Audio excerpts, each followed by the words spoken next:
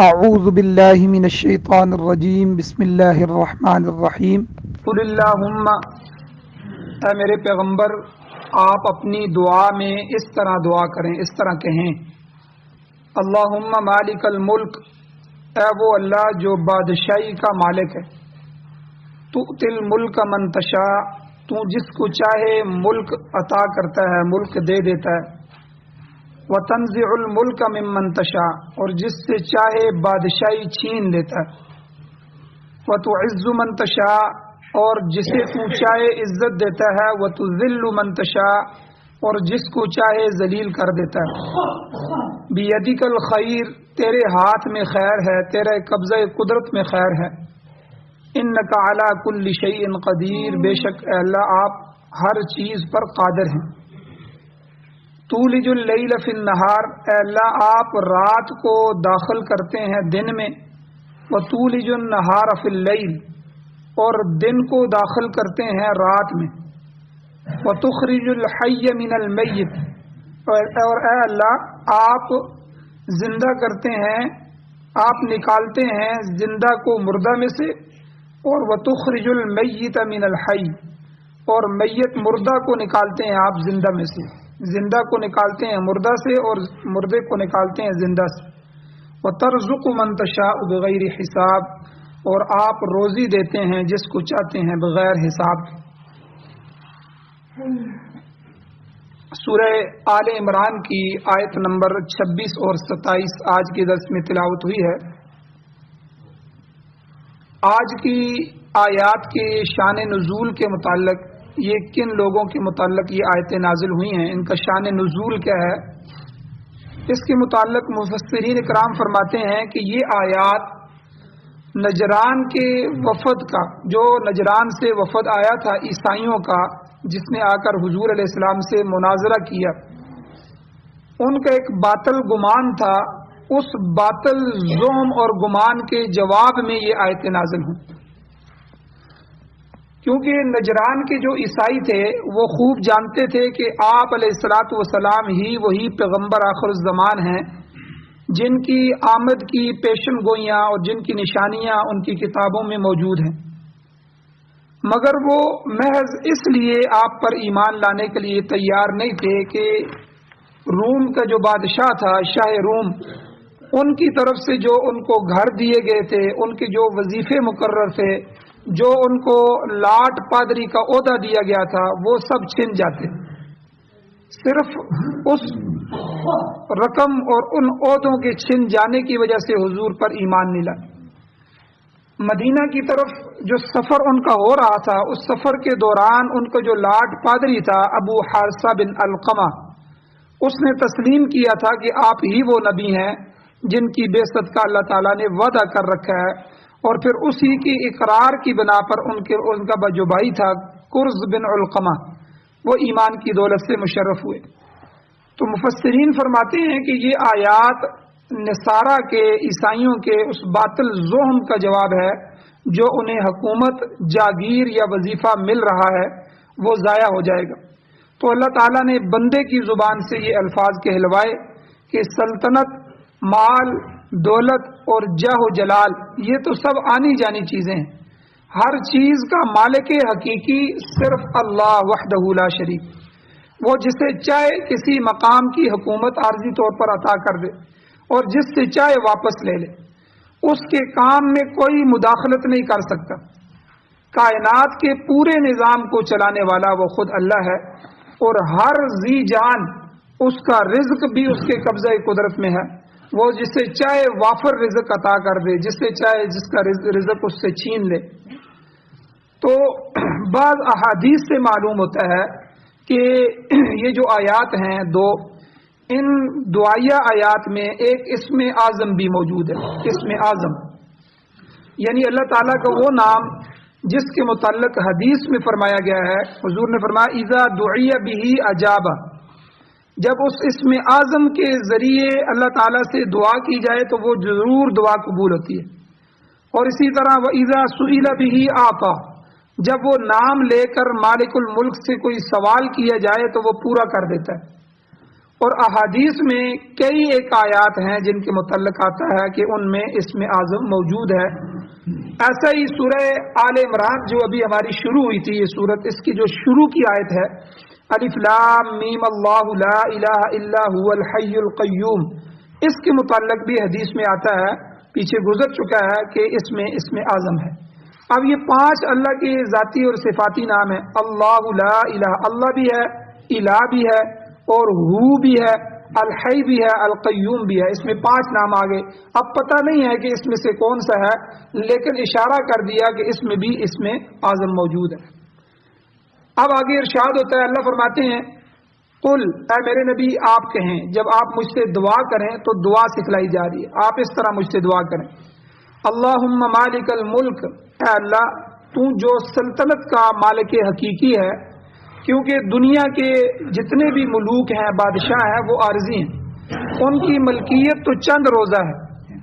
اصلی اور دائمی مالک وہی خداوند قدوس ہے، وہی اللہ کی ذات ہے.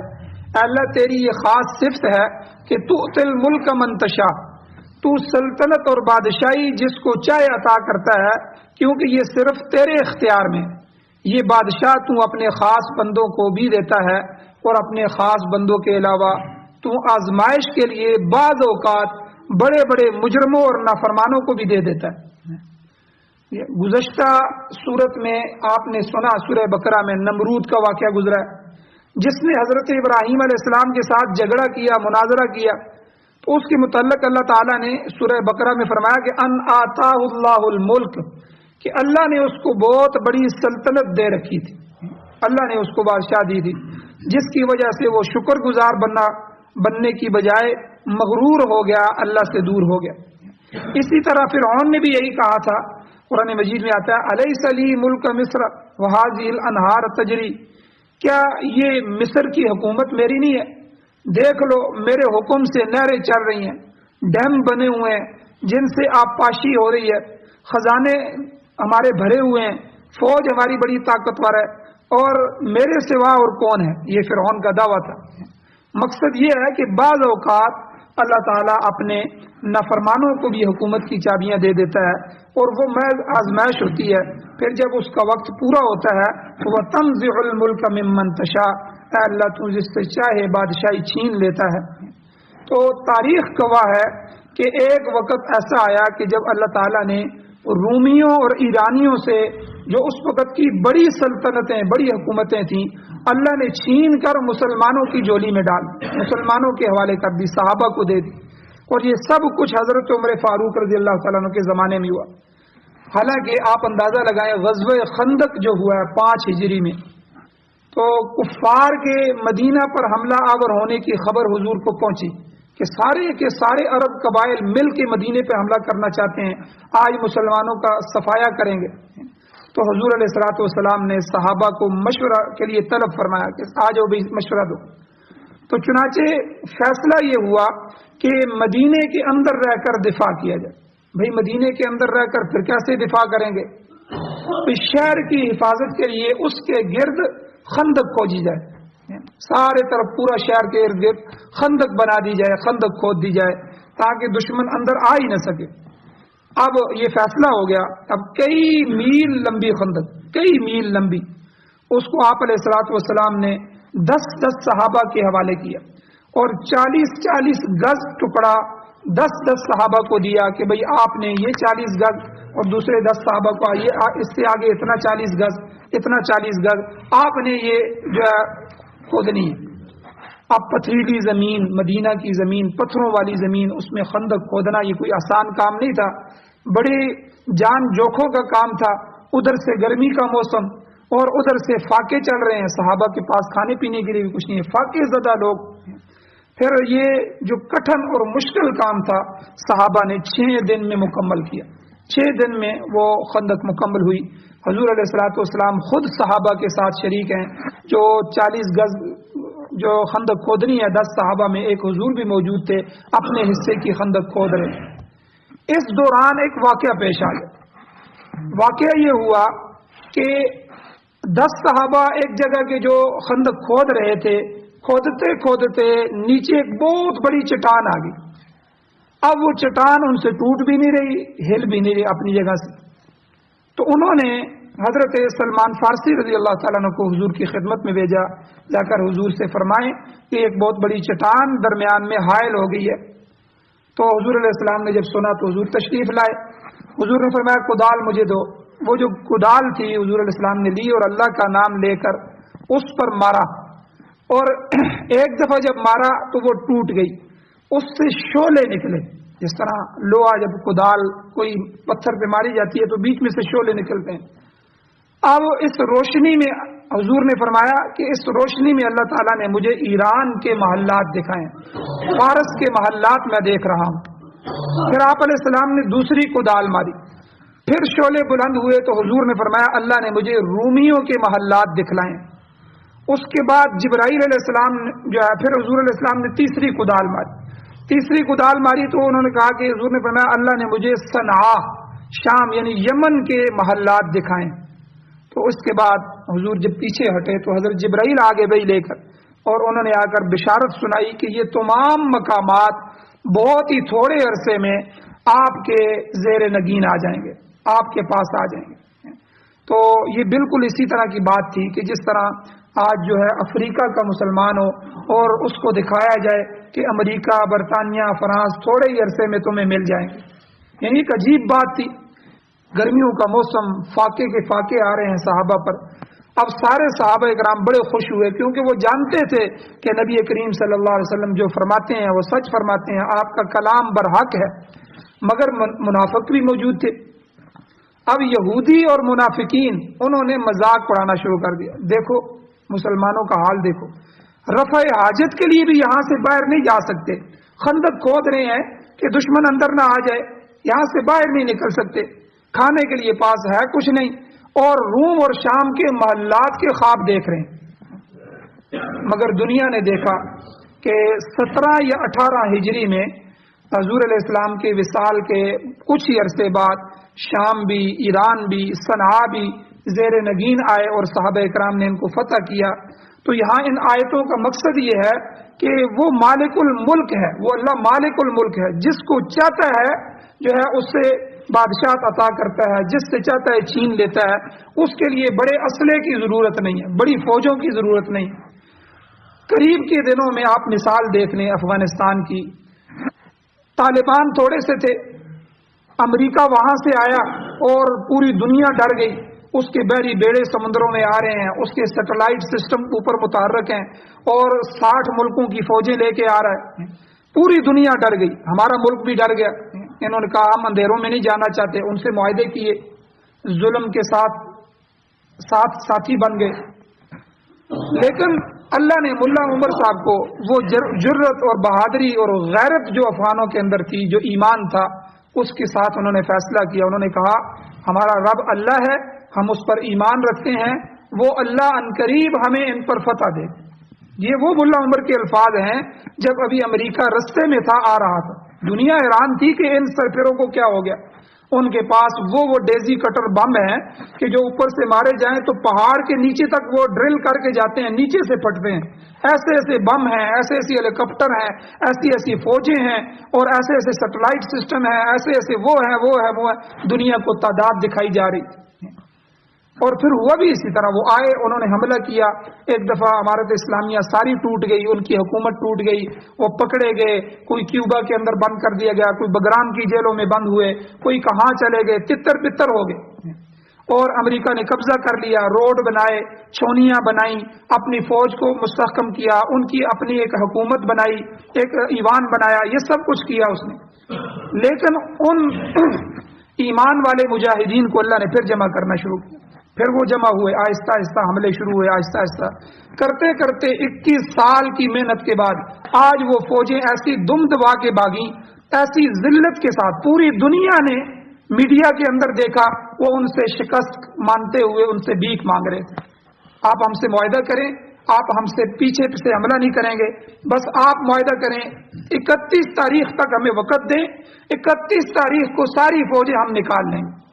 آپ اندازہ لگائیں، یہ ہمارے سامنے آنکھوں کے سامنے آج ہوا ہے، چند مہینے چند ہفتوں پہلے. یہ اللہ کی طاقت ہے. تو تل ملک من تشاء، جس سے چاہتا ہے اللہ ملک چھین لیتا ہے، جس سے چاہتا ہے اللہ عطا کر دیتا ہے۔ یہی صحابہ کے ساتھ ہوا کہ حضور خندق کھود رہے ہیں، صرف اتنے صحابہ موجود ہیں جو مدینے کے اندر ہے، مدینے کے باہر کوئی بھی نہیں ہے، اور ان کی حفاظت کے لیے بھی کوئی انتظام نہیں ہے، فاقوں پر فاقے چڑھ رہے ہیں، کھانے کے لیے کچھ نہیں ہے، لیکن جب کدال مار رہے ہیں تو روشنی میں سے اللہ ان کو شام، روم اور جو ہے صنعاش جو ہے ان کے ایران کے محلات اللہ دکھا رہے ہیں۔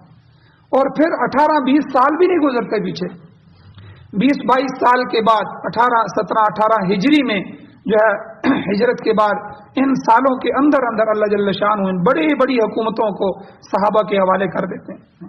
تو بہرحال یہ عرب جو تھا یہ سارے کا سارا حضور علیہ الصلوۃ والسلام کے زمانے میں ہی اسلام میں داخل ہو چکا تھا، تاہم عرب کے ساتھ جو ترک ہیں، ترک اور افغان، یہ دو قومیں جو ہے یہ مجموعی طور پر اسلام میں داخل ہوئی۔ یاد رکھیں کہ باقی جو ہے فردن لوگ آج بھی یورپ میں مسلمان ہو رہے ہیں، کوئی اکا دوکا مسلمان ہوتا ہے، ہوتے رہتے ہیں، لیکن یہ دو قومیں ترک قوم اور افغان قوم یہ اجتماعی طور پر جو ہے اسلام میں داخل ہوئی۔ تو اب دیکھیں جب دشمن رہے تو دشمن رہے، جب ترک مسلمان ہوئے تو ایک دن میں 4 لاکھ ترک مسلمان ہوئے، اور اسی طرح پوری طور پر افغان قوم کے بارے میں آتا ہے کہ یہ حضرت عثمان رضی اللہ تعالیٰ عنہ کے زمانے میں یا اس کے کچھ عرصے بعد پوری کی پوری قوم اسلام میں داخل ہوئی، صحابہ نے ان کو تبلیغ کی تو افغان پورے کے پورے داخل ہوئے، اور اللہ نے ان کو اتنی جرت عطا فرمائی یہ دونوں قوموں کو، ترک اور افغان کو، کہ ان پر کوئی حملہ کر کے غلبہ نہیں پا سکا، کوئی ان پر ایسی جرت نہیں کر سکا، نہ یہ کسی کے غلام رہے ہیں، نہ کسی کے غلام رہے ہیں، نہ کوئی ان کو شکست دے سکا۔ تو اللہ جل شانہ نے ان کے ایمان کو دیکھتے ہوئے صحابہ اکرام کی دعوت پر پوری قوم کو اللہ نے ہدایت فرمائی۔ اور بہرحال انور شاہ کاشمیری رحمۃ اللہ علیہ فرماتے ہیں کہ عرب تو قومی طور پر اسلام میں داخل ہو چکے تھے، اس لیے یہاں جو دعا کا اللہ نے آغاز فرمایا وہ اسی طرح فرمایا کہ اے اللہ تو جسے چاہے سلطنت عطا کرتا ہے اور جس سے چاہے تو سلطنت چھین لیتا ہے۔ دعا اس انداز میں یہاں سکھائی گئی ہے کہ اے اللہ ان ظالموں سے حکومت چھین لے جو انسانیت کے دشمن اور جو دنیا میں نا انصافی کو ترقی دے رہے ہیں۔ اے مولا کریم ہم اس وقت عدل اور انصاف کے علمبردار ہیں اور اس نظام کو پوری دنیا میں رائج کرنا چاہتے ہیں، ہم ہی توحید خداوندی کے دائی ہیں، شہید اللہ انہ لا الہ الا ہو کے پیروکار ہے، اور اسلمو کے مستاق ہے، جو اللہ آپ نے فرمایا اسلمو میرے فرمانبردار بن جاؤ، مسلمان ہو جاؤ، اے اللہ ہم ہی اس کے مستاق ہیں، لہذا اب حکومت اور دنیا کی رہنمائی ہمارے سپرد کر دے۔ یہ صحابہ کی گویا کی ایک قسم کی دعا تھی۔ اے اللہ ہم قائما بالقسط، پیچھے آپ نے جو فرمایا ہم اس پر پورے اتریں گے، دنیا میں انصاف قائم کریں گے۔ خود حضور علیہ الصلوۃ والسلام جب دشمن سے جنگ کرتے تو جنگ کرنے سے پہلے حضور یہ دعا کرتے تھے، احادیث میں آیا ہے، حضور فرماتے تھے اللہم مجری السحاب، اے اللہ جو تو بادلوں کو چلانے والا، اے بادلوں کو چلانے والے اللہ، وہ منزل الکتاب، اے کتاب کو اتارنے والے رب، وہ حازم الاحزاب، اے باطل قوتوں کو شکست دینے والی ذات، وہ احزمہم، اے اللہ تو ان کو شکست دے، وانصرنا علیہم، اور تو ہماری نصرت ان پر فرما، ہماری ان پر مدد فرما۔ یہ حضور کی دعا تھی جو حضور فرمایا کرتے تھے۔ تو مسلمانوں نے بھی دنیا میں عدل و انصاف کو قائم کیا تو اللہ تعالیٰ نے انہیں غلبہ عطا کیا، حتیٰ کہ حضور علیہ الصلوۃ والسلام کی بعثت سے لے کر 50 سال کے عرصے میں، حضور جب مبعوث ہوئے نبی بنے تو نبی بننے سے لے کر 50 سال کی جو زندگی ہوتی ہے، 50 سال کے عرصے میں آدھی دنیا سے زیادہ مسلمانوں کا تسلط قائم ہو گیا۔ آپ اندازہ لگائیں قوموں کی زندگی میں 50 سال کا عرصہ وہ کوئی اہمیت نہیں رکھتا، تھوڑی سی جو ہے 50 سال کیا ہوتے ہیں۔ تو مسلمانوں کی یہ جو روا دوا ترقی ہے یہ چلتی رہی، حتیٰ کہ جنگ صفین جو ہوئی، جو صحابہ کی آپس میں جنگ ہو گئی، وہ حضرت امیر معاویہ رضی اللہ تعالیٰ عنہ اور حضرت علی رضی اللہ تعالیٰ عنہ کے درمیان ایک تنازع پیدا ہو گیا، جس میں منافقین کا ایک بڑا کردار تھا، اور وہ جنگ بڑک اٹھی اور اس جنگ میں آپس میں لڑائیاں ہوئیں۔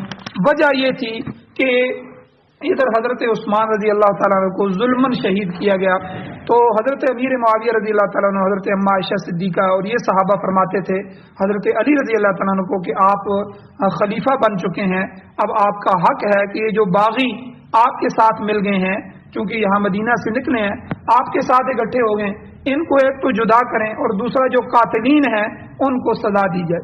تو حضرت علی فرماتے تھے کہ مجھے تھوڑا سا موقع دیں, جب میں اپنی سلطنت کو مزید مضبوط کروں گا تو میں یہ سارے بدلے لوں گا.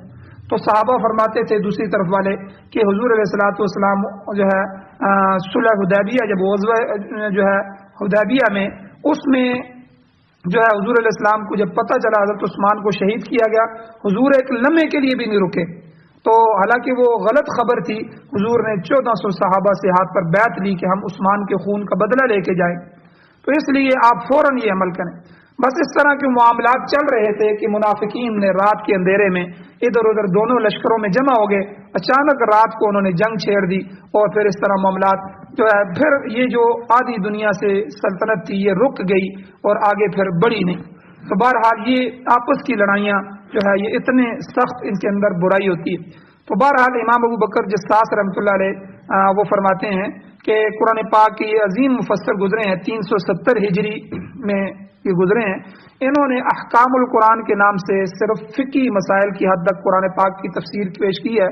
مولانا عبید اللہ سندھی رحمۃ اللہ علیہ فرماتے ہیں کہ امام ابو بکر جساس رحمۃ اللہ علیہ کی تفسیر اور حضرت شاہ ولی اللہ محدث دہلوی رحمۃ اللہ علیہ کی حجت اللہ البالغہ, یہ دو ایسی کتابیں ہیں جن کی مثال یہ 12 صدیوں میں, گزشتہ 12 صدیوں میں نہیں ملتی. حضرت شاہ صاحب رحمۃ اللہ علیہ نے اسلام کا فلسفہ اور نظام سمجھایا اور امام ابو بکر جساس رحمۃ اللہ علیہ نے قرآن پاک کی بہت بڑی تفسیر لکھی ہے. آپ مسلکن حنفی تھے. آپ 2 واسطوں سے امام محمد رحمۃ اللہ علیہ کے شاگرد بنتے ہیں اور 3 واسطوں سے امام ابو حنیفہ رحمۃ اللہ علیہ کے شاگرد بنتے ہیں. تو بہرحال امام ابو بکر جساس رحمۃ اللہ علیہ نے اس آیت کے ضمن میں اپنی تفسیر میں لکھا ہے کہ سلطنت عطا کرنے کا جو وعدہ ہے اللہ تعالیٰ نے انصاف قائم کرنے والوں کے ساتھ کیا. کافر اور مشرک کے ساتھ اللہ نے وعدہ نہیں کیا. اور ظالم شخص جو ہے امت کی رہنمائی یہ بھی نہیں کر سکتا, کیونکہ کافر جو ہے اس کا اہل نہیں ہے اور ظالم اور فاسق اس کا پابند نہیں ہے. ایسے لوگوں سے حق و انصاف کی بجائے ملوکیت آئے گی, شہنشاہیت آئے گی, ڈکٹیٹرشپ آئے گا, ظلم و جور کی ان سے توقع کی جا سکتی ہے, انصاف کی توقع نہیں کی جا سکتی. تو امت کی رہنمائی کے لیے ایماندار اور عادل ہونا ضروری ہے, یہ شرط. تو شاہ ولی اللہ محدث دہلوی رحمۃ اللہ علیہ نے لکھا ہے کہ ایران کے کسرا جو ہیں اور ان کے حواری یہ عام لوگوں سے بیل اور گدھے کی طرح مشقت سے کام لیتے تھے اور انہیں اپنی فلاح و بہبود اور آخرت کے متعلق سوچنے کا موقع ہی نہیں دیتے تھے. اللہ تعالیٰ کی مشیت میں یہ تھا کہ اس ظالمانہ نظام کو ختم کیا جائے اور نبی آخر الزمان کو مبعوث کیا جائے جو اسلام کا عادلانہ توحید اور اطاعت پر مبنی نظام کو قائم کریں. چنانچہ جب تک مسلمان ان اصولوں پر قائم رہے کوئی دوسری قوم ان کے مقابلے پر نہیں آئی. اور 650 سال تک 650 سال یعنی 6.5 صدیاں مسلمانوں کی دنیا میں حکومت رہی, غلبہ رہا. پھر جب خود مسلمانوں نے مجموعی طور پر اس نظام سے روگردانی کی تو ان کی حالت بگڑنا شروع ہو گئی, جس کا نتیجہ یہ نکلا کہ پھر اللہ نے ان سے حکومتیں کم کر دی, چھین لی اور دوسری قوموں کو ان پر مسلط کر دیا, دوسری قومیں کھڑی ہو گئیں. تو بہرحال ان آیتوں میں اللہ فرماتے ہیں وَتُعِزُّ مَن تَشَاءُ, آپ مجھ سے یہ دعا کریں اے مالک الملک, حقیقی مالک تو ہی ہے اور تو جسے چاہتا ہے عزت دیتا ہے. تو نے ہی اہل اسلام کو عزت بخشی ہے, ایمان کی دولت دی ہے, نیکی کا راستہ دکھایا ہے, پیغمبر علیہ السلام کے اتباع کی توفیق بخشی ہے, پھر ظاہری اقتدار بھی تو نے عنایت فرمایا ہے. وَتُذِلُّ مَن تَشَاءُ, جس کو تو چاہے اللہ ذلیل کر دیتا ہے, یہ بھی تیری صفت ہے. کفر, شرک, نفاق, نافرمانی, بدعات, یہ سب ذلت کی چیزیں ہیں. جب اللہ تعالیٰ کی طرف سے آزمائش آتی ہے تو لوگ سیدھے راستے سے بھٹک کر ذلیل و خوار ہو جاتے ہیں, ان کفر و شرک نفاق کے اندر, رسم و رواج کے اندر پڑ جاتے ہیں. حضرت ابراہیم ابن ادم رحمۃ اللہ علیہ یہ دعا کرتے تھے اللہم انقلنا من ذل المعصیت الی عز الطاعہ, یعنی اے اللہ ہمیں معصیت کی ذلت سے اٹھا کر اطاعت کی عزت میں پہنچا دے. معصیت یعنی گناہ کی ذلت سے بچا اللہ, اس سے اٹھا کر اطاعت کی عزت میں پہنچا دے. اور بزرگان دین کا ایک مقولہ بھی مشہور ہے کہ من یعص اللہ فہو السفلی, یعنی کمینہ اور سفلا کسی ذات یا خاندان سے نہیں ہوتا کہ فلاں ذات کمینی ہے یا فلاں خاندان, بلکہ وہ فرماتے ہیں بزرگ کہ ہر وہ شخص ذلیل ہے جو اللہ کی نافرمانی کرے. جو اللہ کا نافرمان ہوا وہ ذلت میں آ گیا، وہ ذلت کی گہرائیوں میں گر گیا۔ آگے اللہ نے فرمایا بیدک الخیر، اے مولا کریم تیرے ہاتھ میں خیر ہے۔ مفسرین فرماتے ہیں جہاں خیر اللہ تعالیٰ کے دستے قدرت میں ہے وہاں شر بھی اسی کے ہاتھ میں ہے، کیونکہ وہ بھی اسی کی پیدا کر دی ہوئی ہے، مخلوق ہے۔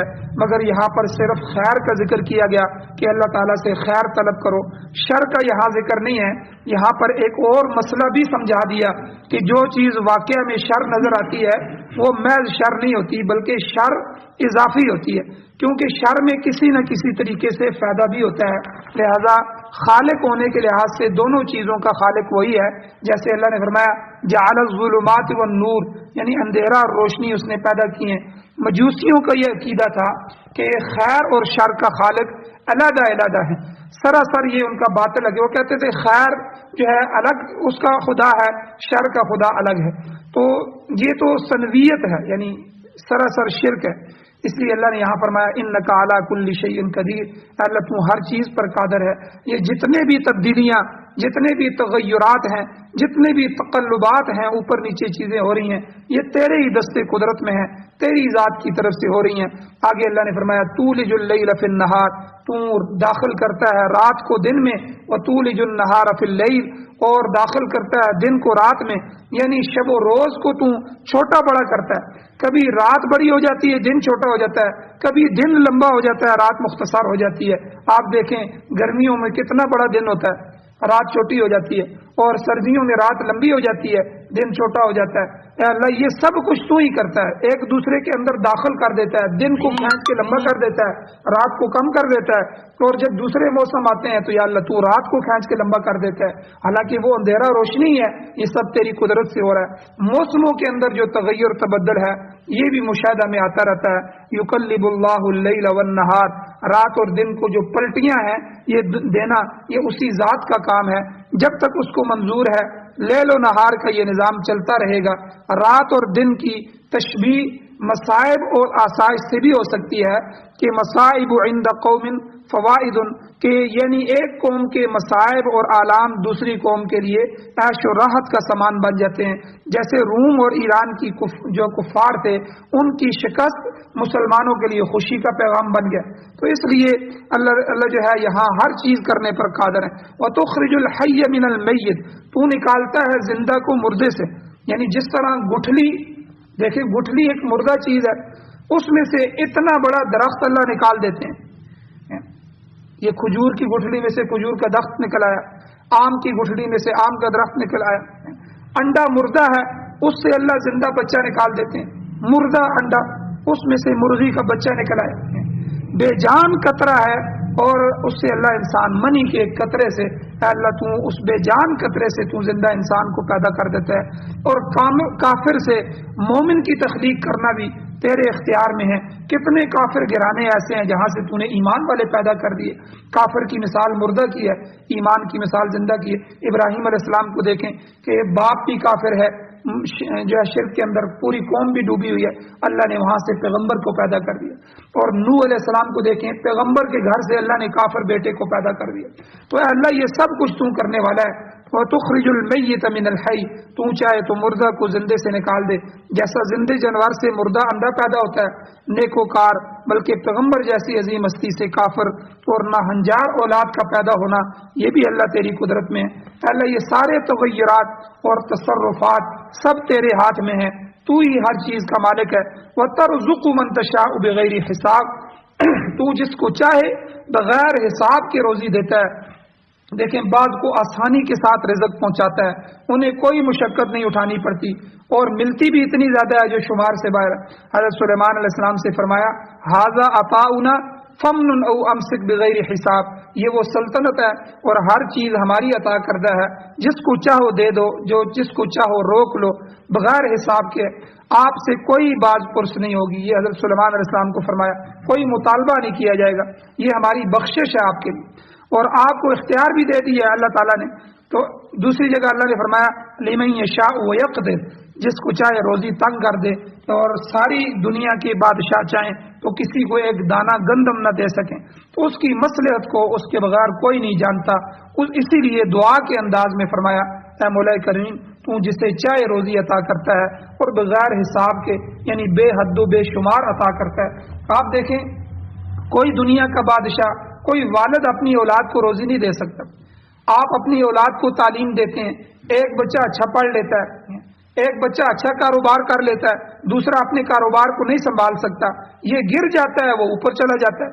ایک ہی گھر میں ایک ہی والد کی دو اولادیں ہیں اور وہ دونوں کے لیے اچھائی چاہتا ہے، لیکن وہ ان کے مقدر میں کون سی ذات ہے جو اس کی تقدیر میں کم لکھ دیتا ہے؟ تو اس لیے اللہ جل شانہ جس سے چاہتے ہیں بغیر حساب کے دیتے ہیں۔ اور ایمان والے کے لیے حکم یہ ہے کہ آپ نے اللہ کی رضا پہ راضی رہنا ہے، جتنا مل جائے اس سے زیادہ کی ہرس نہیں کرنی، اسی پر قناعت اختیار کرنی ہے۔ اے اللہ آپ کا بڑا شکر ہے، جتنا بھی آپ نے دیا ہے اس پر میں خوش ہوں، اور مزید اللہ سے مانگتا بھی نہیں، مانگنا بھی منع نہیں ہے۔